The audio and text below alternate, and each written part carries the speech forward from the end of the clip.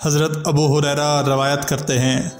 رسول اللہ صلی اللہ علیہ وآلہ وسلم نے فرمایا، جماعت کے ساتھ کسی کی نماز بازار میں یا اپنے گھر میں نماز پڑھنے سے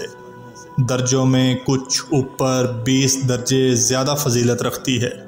کیونکہ جب ایک شخص اچھی طرح وضو کرتا ہے پھر مسجد میں صرف نماز کے ارادہ سے آتا ہے، نماز کے سوا اور کوئی چیز اسے لے جانے کا باعث نہیں بنتی، تو جو بھی قدم وہ اٹھاتا ہے اس سے ایک درجہ اس کا بلند ہوتا ہے، یا اس کی وجہ سے ایک گناہ اس کا معاف ہو جاتا ہے۔ اور جب تک ایک شخص اپنے مصلی پر بیٹھا رہتا ہے جس پر اس نے نماز پڑھی ہے تو فرشتے برابر اس کے لیے رحمت کی دعائیں یوں کرتے رہتے ہیں، اے اللہ اس پر اپنی رحمتیں نازل فرما، اے اللہ اس پر رحم فرما۔ یہ اس وقت تک ہوتا رہتا ہے جب تک وہ وضو توڑ کر